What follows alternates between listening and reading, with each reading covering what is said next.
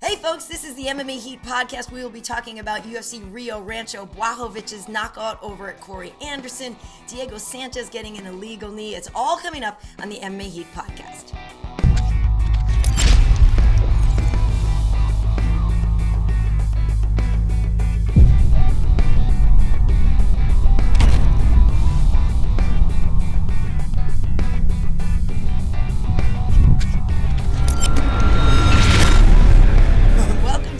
Podcast. I'm Karyn, Bryant here with... What's up, guys? Alan Jouban as well. Okay, so Alan, the thing we have to understand is sometimes people are just watching us for the very first time. So I'm just going to let folks know, I know it's crazy, but I've been an anchor with the UFC since 2012, also owner of MMA Heat here with my husband, Wade. Been doing this for a very long time. Used to work in Showtime Combat Sports as well, over at Showtime Championship Boxing. So really been covering the game for a very long time. Alan, what should folks know about you? And don't let her be humble, guys. She also worked at MTV, which is probably her coolest thing on the resume. So don't let her be too humble. And if I'm going to say a little bit about myself, I'm a UFC fighter, guys, in the welterweight division. Been fighting for a very long time. Also dabble in some modeling, some acting. I try to get my hands in everything. And I've been doing commentary for quite a while. Me and Karyn have hosted this show for about 3 or 4 years. So if this is your first time tuning in, go ahead and follow. Like it all, guys. We're putting out shows every weekend, breaking things down, updating you on what's coming up, and I think you'll have a good time with us. So I'm glad you're tuning in. Absolutely. And if you guys are ever over on Fight Pass, Alan and I work on UFC Now a lot together. So there's tons of episodes of that stuff over there as well. But yeah, a lot of good stuff. So we got to get right to it because going into this main event here at Rio Rancho, my money was actually kind of on Corey Anderson. He had come in winning, I think, on a 4-fight win streak. Jan Blachowicz had won like 5 of his last 6 or something. But I just thought everything was working for Corey. He's been looking so good these days, so motivated to try to get that title shot. But the big guy hit him with the Polish power, Alan, and boom, that's all she wrote. I got to tell you, Karyn, I really, my heart, I felt bad for Corey Anderson in this loss, and I'll tell you guys why. Corey's a guy that has been, you heard on the previews, Joe Rogan saying he's got a chip on his shoulder. He's got more than a chip, He's very angry because he's done what he needs to do to get there. But all of a sudden, the 205 division has become somewhat competitive. There's the 2 or 3 guys lingering at the top, and they've been able to get that opportunity before Corey Anderson. Now, as you said, Karyn, Corey Anderson is on this 4-fight win streak, and not only the thing about him was that he's a wrestler. He's taking guys down. Maybe he's not quite as exciting. He's not quite as vocal. Since then, he has improved his game. He has found his knockout power. He has knocked out some of the top talent in the UFC, and he's been very vocal afterwards to sell himself and to sell this fight with Jon Jones. He was not given the opportunity to say, we need one more fight out of you, Corey. We need you to see win one more time in big fashion. And that was what I was looking for. Not only did it have to be a win, but he probably had to win in devastating fashion and exciting fashion to get that shot before Reyes got his rematch. And for him to it go the opposite way, for him to lose the fight to get finished in that way, he knows he's going to have to pick up the pieces. But I really felt for him. I'm not taking anything away from Jan Blachowicz. It was a beautiful timed counter, and it shows that he has that devastating knockout power that could give Jon Jones a lot of trouble. But I feel like Corey Anderson has been on the road to this title shot for a lot longer, and to see him get sidelined like this, to get sidetracked so close to it, I felt for him. I really did.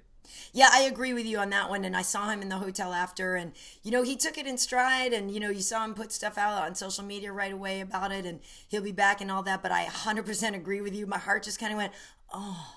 Because, and it really is nothing personal with, against Jan or anything it is. It's that struggle. It's that climb.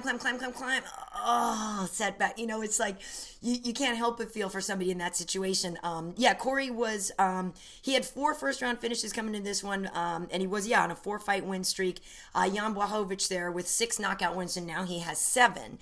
Coming into the fight, Jan was ranked number 6, and Corey was ranked number 5. But the thing about this shot with Jan is, everybody else has already had it, right? Because John's up there. Then we had Thiago Santos. He had a shot, didn't make it. Anthony Lionheart-Smith had a shot, didn't make it. DC, we know what's happened there, didn't make it. So really when it gets down to it, at this point, Jan is probably the next guy if it's not Dom Reyes. And for me, I don't know that I need to see the Reyes rematch right away. Like, I almost feel that it would go less well for Dominick right away. You know what I mean? I don't know. I feel like at this point now, if there was any point in that fight in those early rounds where Dom was winning or whatever, that now that John knows he can beat him in the later rounds, John would have be like, make that adjustment and just beat him earlier. Like, yeah. I feel like for me, I would rather see Dominick get the rematch a little bit later on. That said, Jan has, all that power. He's got great takedown defense. You know, I don't know what would happen. I don't know what would happen. But I'd be interested to see that more than Dominick right away. What about you? I tell you, Karyn, this is what in my opinion, makes this fight for Jan versus John Jones. Yeah. And if Jan won, which he did, when he won, I still wasn't dead set in stone that Jan was going to get this shot against John Jones. Yeah. When Jan started talking directly to John Jones and trying to sell something, a soundbite, something to build this matchup up, I still wasn't sold on it because Jan, you know, he's kind of polite. He has that he is polite. You know, he's kind of a sweet seeming guy. He doesn't have that ferocity in it. But what makes it is the back and forth that he got, the reaction that he got out of John Jones. Yeah. John Jones knew right away. You could tell right away who John Jones is rooting for in that fight. He was rooting for Jan 100%. Right. He could tell right away who he feels is the better stylistic matchup. He likes to fight against Jan. Right. 100%. And as soon as Jan started feeding into the bait, I don't say the bait, but as soon as Jan started giving John Jones something, John Jones took it. He stood up on the chair inside of the arena. They started chanting John Jones. He was going back and forth. There was a bunch of back and forth action. It made that fight. And so I agree with you. This is the fight that is in the lead now. This is taking over the Dominick Reyes fight. Dominick Reyes had to be watching this fight thinking, I hope that Jan wins because he didn't want the Corey Anderson fight to happen. Right. But then when Blachowicz wins in the fashion that he did and then creates that back and forth, that reason for a fight, Dominick Reyes must have been saying, shut up, stop, kill it. I need this rematch. It messed up his shot. I agree. I think Jan is now the leading contender for that fight, and you can see the champ has a big percentage of input in the decision in this, and we could tell right away John Jones wants to fight Jan. Yeah, and Jan could be ready to go really soon. You know, I asked him that in the post show. He's like, I don't know, 2 weeks or something. You know, like he's ready to rock. I guess the question is too, when is Thiago Santos returning? Because Thiago Santos is awesome.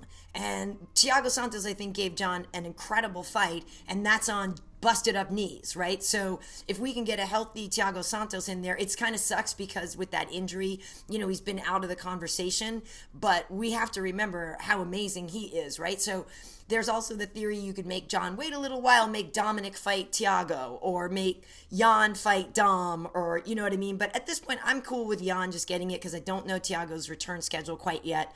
Yeah. And with John Jones, like, I'd rather see John as active as possible, right? Because I feel like it's been a while since we'd seen him, and then, like, I just would rather him stay active and busy. So for me, that would be, it's funny, though, when you say the politeness, because Jan is so polite. And we were saying it was very much like the Khabib, like, send me location. Like, that's literally what he was. He was like, please do have title shot, send me location. You know? Yeah, it had that vibe to it. I agree. I thought it was funny how enthusiastic. You could see, they showed the reaction. They showed, I believe it was DC at the desk, right? Yeah. DC's reaction, he was shocked. He was kind of heartbroken that Corey didn't get it and that Jan got it. Yeah. And then they showed John Jones' reaction, and he was like fist pumping. He was loving it. You could see inside who each one wanted to win. Right. But I think Jan. The interesting thing is that John seems to want that fight. Right. But this is the type of fight that's been giving John a little bit of trouble. We've seen the bigger bodied guys who are a little bit better in the boxing and carry that power in their hands.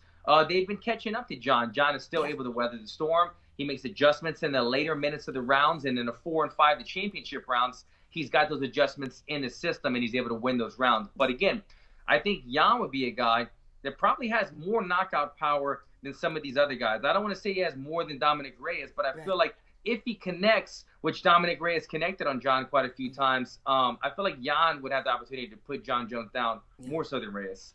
Yeah, and Jan also reminds me of our buddy Vlad Matyashenko. There's something about that Eastern European sense of humor is very dry, and all of a sudden you're standing there and you're talking to Jan, and then he like drops a total joke on you, and you're like, oh, okay, that was really funny. Oh, that like, was a joke. Yeah, no, he's a good dude. He's a really nice guy. And just to sort of wrap up the talk on John Jones, and if I'm telling a little bit, but my boy Aljo was in town, right? Because Aljo was there with Aljamain. I mean, Aljamain was there with Al Iaquinta. They were there with Marab, and so Matt and Ray and everybody was all there together. So I see Aljo though getting on the shuttle bus to the airport on Sunday. I mean, he looks like he's in zombie mode. He can barely move. Oh, I'm like, dude, what? You all right? Did you go out last night? He's like, I don't know. No, this was on the plane. He said, we went out in Albuquerque after the fight. He goes, we're out. I'm with John Jones. He started buying me shots. I don't know. And then he was like, he didn't know what the rest of the thing this was. Yeah, it was actually on the plane. And Al just walking in the plane. I felt so bad for him. He's like, he does not know what happened, John Jones. The champ knows how to treat the kids, I guess, because Aljo was like, I don't know what happened. A wild night in Albuquerque. I get it, yeah. Very funny, very funny. All right, well, that was the main event. Of course, in Rio Rancho, there was an exciting co-main event that definitely kind of caused some controversy, left a lot of people on either side of the fence when they come to Diego Sanchez. Long story short, Diego Sanchez, the winner of The Ultimate Fighter 1, a man who is going for an incredible amount of fights, who is not afraid of anything, I don't believe, taking on Michel Pereira, this very flashy, unconventional fighter from Brazil. Michel threw a legal knee in the third round. He had been winning the fight. Diego was given the discussion by the referee, Jason Herzog, and decided to not continue and was given a disqualification victory. So I'm curious what your take is on that, Alan, because a lot of people are wondering, did Diego quit and take the easy way out? Yeah. I don't want to label Diego a quitter. This is the thing.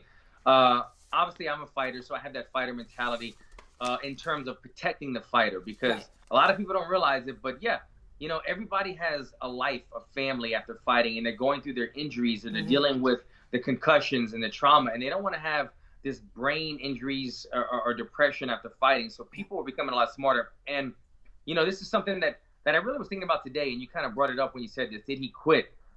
I think we're in a new era of fighting right now, especially in the UFC right now inside the MMA, where we're seeing fighters start to think a lot smarter. We're seeing this as of lately, where fighters are making better decisions on who should they fight. It used to be a couple of years ago where it was still an MMA mentality. I'll fight anyone, anytime, anywhere. I've never turned down a fight. And now, as of recently, I've been seeing more fighters make smarter decisions. You saw Diego. He's a veteran. He's been through a tremendous amount of injuries, wins, losses, everything.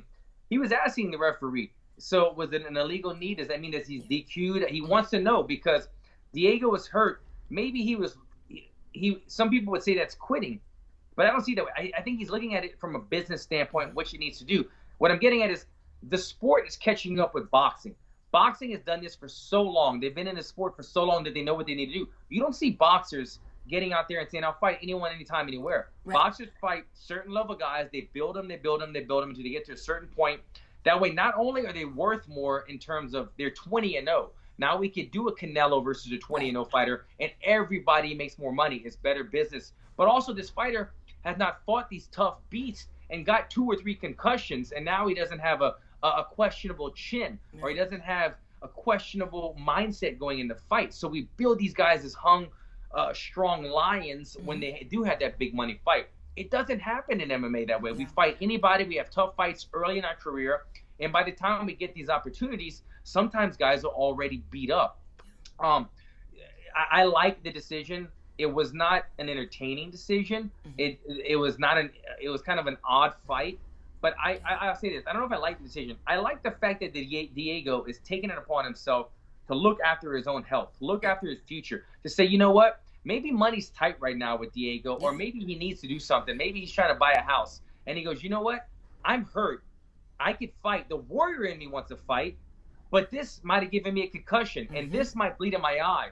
and this might affect me trying to win the last 3 minutes of this fight that I have a small percentage. But since I'm able to not continue because it was an illegal move, right. The business of fighting says I could step away, I could double my money, probably make $150,000 rather than $75,000, and go take care of my family and be healthier after the fight. So it's not a crowd-friendly decision, but it's a smart business decision, and it's something taking care of himself. And I will always back up the fighter when a referee helps a guy out, when a coach throws in the towel, when a fighter saves himself for a fight another day. Diego's losing that fight. He couldn't take down the bigger Michel Pereira. He was too big, too strong. That fight was not going his way. He found a way out. He found a way to get a victory. So, yes, in a way, he quit, but I do not look at it as a quit. I look at it. I don't determine it as a quitting. I determine that he made a smart decision when he had an opportunity to do it. Yeah, it was Diego's 43rd fight. So it's not a dude who's quitting. And, so he won the Ultimate Fighter 1. Okay? I mean, the guy has fought in 4 different weight classes in the UFC. People need to give Diego some respect. Yeah, maybe he seems a little nutty, man. Maybe this, maybe that, but he deserves our respect. And like you said, Michel Pereira was massive, right? Diego was definitely having a hard time in that fight. If it had gone to, if Diego had said, I can't continue, if it had gone into scorecards, he would have lost. And if, like you said, the money, who knows what's going on. He didn't have the opportunity to talk to his coaches because when Jason was in there explaining everything to him, Diego said, oh, well, can I talk to my coach? And he says, no, you have to basically decide this yourself. So that's tough too, because obviously, Diego, I think, wanted to have some kind of somebody to bounce that off of. That's tough. And like you said, he could be concussed at the time when he's saying, I can't see because of the blood. Yes, there's no blood on his face there because they had wiped it off. But, as soon as they started going again, it's going to start bleeding. It is right in his eye. I don't have an issue with that at all. And again, why are we blaming the victim here, the guy on the receiving end of a really bad illegal knee? Like, it was thrown with a lot of force, and he had already taken one on the feet ahead of time anyway. So, yeah, Diego was, I'm sure, not fully there, and like you said, could have been completely concussed or who knows what. I don't think it's a problem to take that win. I would love to have seen the coach's corner during that. Because, okay, so whenever there's a foul or a timeout, an interruption in a fight, you go to the neutral corners, or in the octagon, you just go to outside. You're not allowed to talk. Diego's not allowed to, and Michel's not allowed to talk. They're not allowed to give advice. Right. So I'm thinking there, not only Diego want to talk to his corner to get advice, because like you said, he's probably concussed, doesn't know what's going on, but it also allows the fighter not to have to make a decision on their own in terms of, we're fighters. All we know how to do is push through adversity. Let the coach be the bad guy. Let the coach be the bad guy. Let's put this on him and let him make the educated decision. Now I'm following my coach. So the reason I say I'd love to see the corner is because even though he wasn't allowed to talk to him, he has corners. I'm assuming he had Jackson in him in his corner. No, that's the whole thing is he wasn't with Jackson Wink anymore. He's with a different coach. Okay, so that's why they were saying they were getting some weird coaching advice. Right. I get it. I was wondering who they were referring to. So it wasn't Jackson Wink. Either way, whoever was in the corner has got to be educated enough to know. What I'm getting is I've cornered enough that if my fighter's in there and I know that he's probably not going to win and he just took a very damaging illegal knee and it's probably going to resort in a disqualification, I can't talk, right? But exactly. I'm on the other side of the octagon going, don't do it. Don't do it. Don't do it. Fight's over. You're hurt. I'll take the blame. So I'd be very curious to see if that's when Diego made his decision. When he didn't know, can I talk to my coach? No, you can't talk to your coach. He had to be looking at him 20 feet across the octagon, and they had to be doing something. And that way he felt a little more comfortable making that decision. It's a weird thing. It's a tough thing in this sport. But you said the word that stands out to me the most, Karyn, respect. This man has been through war after war after war, giving up his body and his brain over and over again. He was not winning this fight. We all know that Michel won this fight in terms of who was going to win that fight.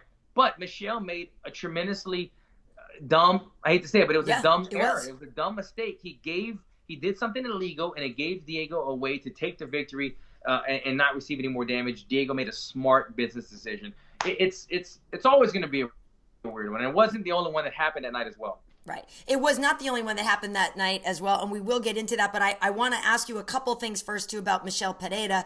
I asked this question to Bisping and Chiesa on the air. Basically, with Michel Pereira, he's so flashy, and I know you're a flashy fighter, too, Alan, but he's doing flips, he's doing, Showtime kicks and all this stuff. Yeah. Some people find that really engaging and exciting, and they love watching that, and some people are like, dude, just throw a regular punch already. You know what I mean? Be a little bit more conventional. So I'm curious where you stand on that, because Pereira, I feel like, is a guy that people kind of feel one way about or another. Yeah, no, I mean, when I tell him to dial down the flashiness, no, never. I mean, that's right. Listen, Michel has 2 fights in the octagon, 1 win and 1 loss, and he came into this fight, Diego, on his 3rd fight, and he's fighting co-main event. Why? Because Diego's from Albuquerque, and he had an exciting opponent. He said, this is a recipe for some crazy shit to happen. Let's see what happens. That's why, who comes off of a loss and gets a co-main event? An exciting fighter. That's the kind of guy. So that's what rewarded him in this. And look, I'm watching the fight. I like watching it. My son had friends over. They come in the room, they go, who are you going for? I go, I don't know, I don't care. But this guy right here, you're going to like. And they were going nuts. They're like, oh my God, he's doing flips. Kids love it. Yeah. Fighters appreciate it. It makes it fun. Even if the guy's in my division, so I could be hating on him. Right. But I'm like, no, this shit's fun.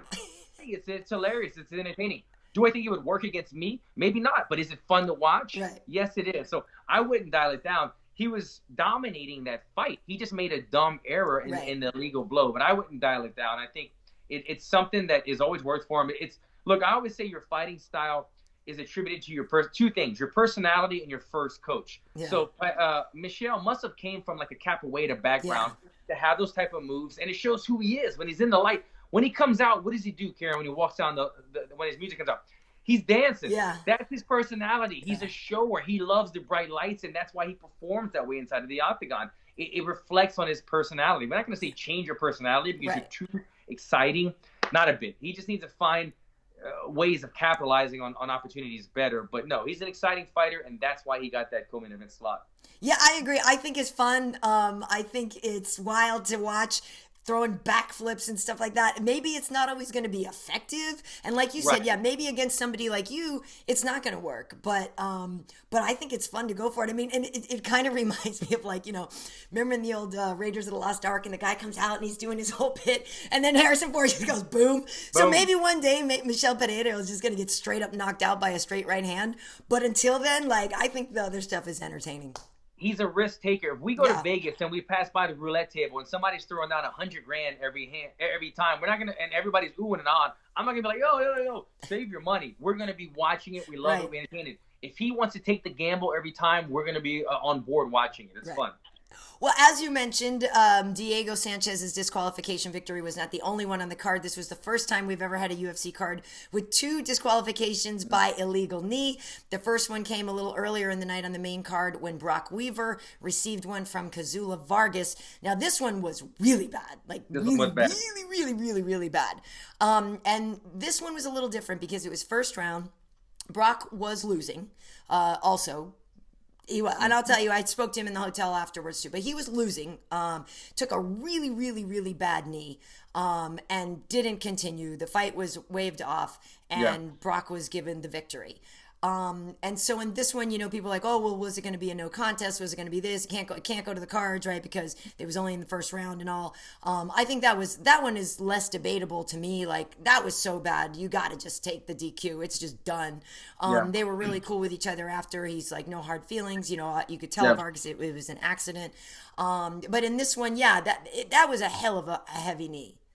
Very bad knee. There was no question about this one. He didn't have the opportunity to make that decision because he was out. So this one we can't really compare to Diego. He was brutally hit illegally, and they should not let that fight, and that they rightfully stopped the fight. But if we are going to compare it in terms of quitting or not quitting, this is where somebody like Weaver, who's new to the UFC. He came off the Contender. He's making his UFC debut, his first fight inside the bright lights of the octagon, where Diego Sanchez has been in here for 10 years or so. He's got 45 or plus fights.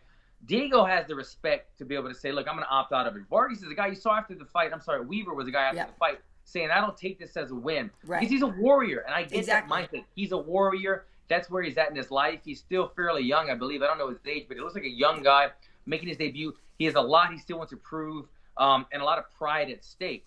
But after he's fought in the UFC for 10 years and been through these battles and these ups and these downs of the fight, of the sport, then if this ever happened again 10 years from now, he might make a decision more similar to Diego Sanchez, where he goes, you know what? This is one of them where I'm not winning, and this is not going to get any better for my brain, or it's not going to be any easier. Let me just make the smart business decision. But I applaud him. I respect him. Weaver saying that, even in the interview after, he goes, I don't think this has a win. This is not how I like to win. You can't help but respect guys like that, and he'll be back. He's a tough guy for sure. Yeah, he's a really interesting guy. For people who don't know, he is Native American. He is Choctaw, and he, I guess, kind of had this really wild upbringing, and used to fight in backyards, fight in basements, use fake IDs to take fights, all kinds of stuff. So even though he was new to the UFC, he has a lot of fight history behind him in all kinds of various ways, shapes, and forms. But he was coming into this fight, and he really also wanted to bring some attention to his people. They're not federally recognized, his tribe in Alabama. So he was fighting for recognition and trying to bring some eyeballs to this. He also went into this fight, he said he had $10 in his bank account, which also leads to another story that we will get to, but $10 in his bank account, back against the wall. And really, so when we talk about these financial things, like these are life-changing situations for people in fights. So a fight bonus and a win bonus, two different things, right? So you understand what this could mean to him. The thing about it is he was losing, he was not winning that fight. And I talked to him after, and he's like, yeah, because I was like, dude, I don't know that it was going that well. And he's like, no, but I always planned to lose the first round. And I was like, right. That's why I was wondering what your reaction was going to be, because we were like, I was joking with Bisping out there, and we were like, yeah, that might work on the little circuit. You know what I mean? Because he's like, yeah, and I'll wear him out or whatever. And I'm thinking, bro, you're in the big time now. Like, you can't, I don't know that the wear him out and the let him punch himself out strategy is going to be too effective. But just so you know, for a little background, Brok is 28.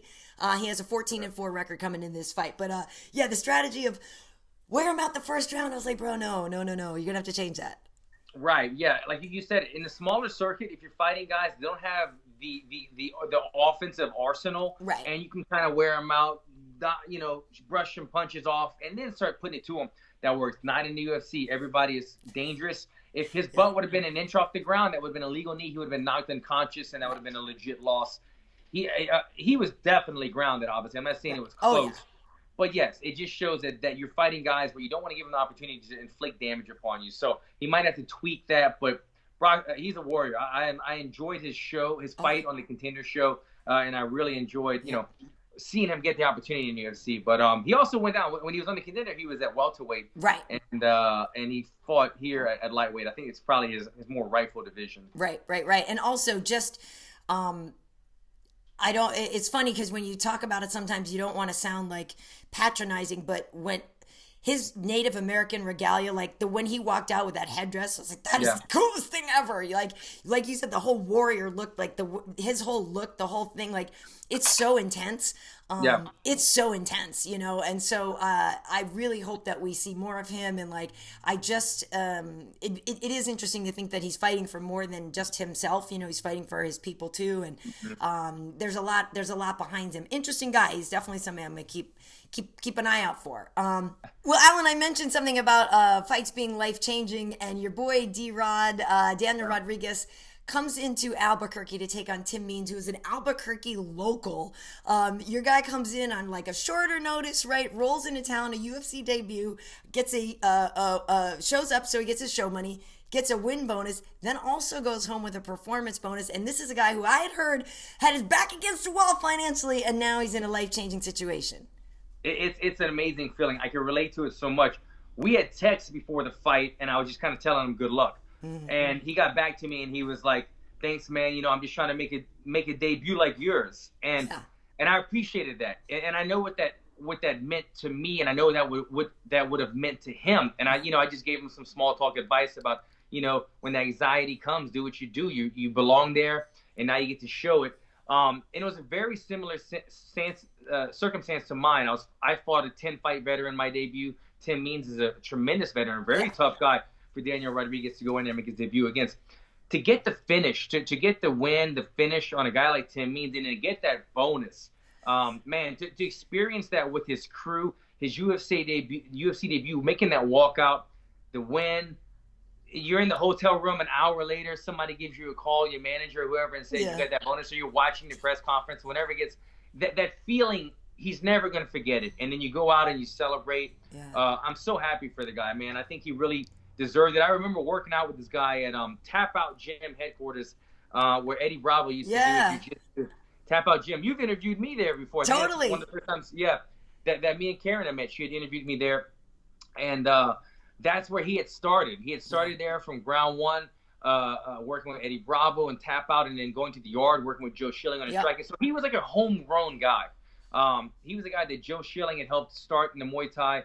Eddie Bravo started him in jiu-jitsu, working with a bunch of guys. And so to see him get that respect and get that money, I was happy for the guy. But it's a day he's never going to forget, and I couldn't be more excited for him. You said he needed the money. You know, he's a blue collar guy. I see him. He does like metal work. He's got a 9-to-5 type job or freelance type job, but he's doing metal work, blue collar type stuff. He's got kids. He's got to feed, and now he's in the big show, making the money. The UFC's giving him the respect. He gets to come home and share that love and that wealth with the fam. Couldn't be happier.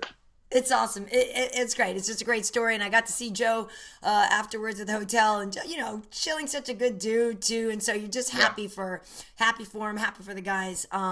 Anything else really sort of stand out to you from Rio Rancho? I'm trying to think. One thing that we covered already, but, you know, you mentioned Joe Schilling, and we covered Diego Sanchez already. But I wanted to say, as the fights were going on and Daniel Rodriguez's fight was over, I'm watching Joe Schilling's Instagram because I kind of want to see what these guys are doing, you know. And they were outside relaxing, and Joe shows Diego warming up for his fight in a parking lot, and his coach had like a broomstick, and he was kind of shuttling the broomstick at Diego, and Diego was doing this framing, this postering, stiff arm framing, and just kind of walking away from it. And then Joe made a comment, Diego's sparring with a broom right now, you know, it's kind of just funny, whatever, respect to Diego. Diego comes into the octagon and fights that exact same way. This is something they had game planning the entire time with his coaches, that he was going to use his lead arm as kind of a frame and then just kind of back away. I did not like it at all. I didn't like it at all. Michelle was kind of looking at it like, what am I going to do with it? But it wasn't a smart defensive position. You're obviously far away from your face. And Diego's the bigger man. So like if it was the taller, longer opponent with the long arm, then you can keep your opponent at bay. But when you're the shorter guy doing this against the bigger, longer opponent, it doesn't make much sense. So I didn't like that. But I thought that was very ironic, or just kind of crazy, not ironic. When I saw him coming to the cage and I go, oh my God, they were really working on perfecting this. Yeah. This is what he's doing in the fight, and it's not working at all. Yeah, it's not. Yeah. Well, that was the whole thing. Diego had been with Jackson Wink for a very long time. He's gone away from them, and that was part of what he wanted, why he wanted to be victorious too, to prove that he was didn't need Jackson Wink to be who he is, you know, because he started to say that over the years, the attention he would get was different. And, you know, I mean, that happens. We hear stories, gyms get bigger and things change and new blood comes in, and he was not feeling that he was getting the attention and respect he deserved and went elsewhere. And, you know, it's tricky. It's easy to sort of jump on their coaches to a lot of people. I saw some other things, people making fun of his coaches. We'll see. Diego is an unusual man, right? We know that. But I agree. I don't love that strategy. I didn't love that. I like the point that you made. I'm not trying to jump on his coach either. Oh, yeah. But when you're working with Diego, you have to work with what you're working with, right? And so Diego's not a guy. I'm like, I want your hands here and I want you bobbing and weaving. That's not his style. You have to work with what he does and try to contribute to what he does, getting to know your client, getting to know your fighter. I don't think that was the right decision in that type of having that type of guard up. But it's Diego Sanchez, and he's very open-minded and likes to try new things. Yep. Well, this weekend, the main event is Dan Hooker versus Paul Felder down in New Zealand. That one is going to be a banger. Like, that is a striker's delight. Really fun fight on that one. I will be in Portland, Oregon, though, working with Chael again on Submission Underground. So I just want to let people know, if you're in Portland or in that area, you should come to the show. It's so fun. It's in this small place, the Roseland Ballroom. We're going to have like tag team jiu-jitsu up there. We also have Ally Aquinta going up against Platinum Mike Perry. The Vinny Magalhães. Oh, really? Vinny Magalhães is going to be there too. Oh, I didn't know that. Craig Jones, all this stuff. So it is going to be really, really fun. It airs on Fight Pass on Sunday afternoons. But seriously, if you're in the area, you got to come because it's a good time and it's just chill, like a fun Sunday afternoon thing to do. And it's just, it's grappling. It's cool. Yeah, that's dope. I think Dustin Poirier was supposed to be on that card as well. Might have been, I think it was that one or another one, but he was going against, he had a tough match. He was going against a jiu-jitsu expert. I'm blanking on the name right now, but somebody got hurt, so that's not happening more. But yeah, Mike Perry against Ally Aquinta, that should be some fun stuff. Yeah, absolutely. All right, so and then after that, where am I going? I'm going somewhere after that. Norfolk. Norfolk's my next one. So, this podcast is also available on audio as an audio download. You can find them all at mma.audio. As Alan mentioned at the top of the show, we got hundreds and hundreds of these. This is like episode 235 or something like that. So, definitely worth checking out. Hopefully, you guys can go back and look at some other ones if this is the first time you've checked this out. But yeah, on Instagram, I'm KB Heat. Everywhere else, Karyn Bryant. You can also follow MMA Heat across the board. Alan, where can folks find you? Yeah, and I'm at Alan Jouban on all social media. So make sure and give both of us a follow. Make sure and follow the show. We lay them down every weekend. And there's a bunch of other interviews that Karyn does as well. So thank you guys for tuning in. I appreciate it. See you next time. Take care, guys.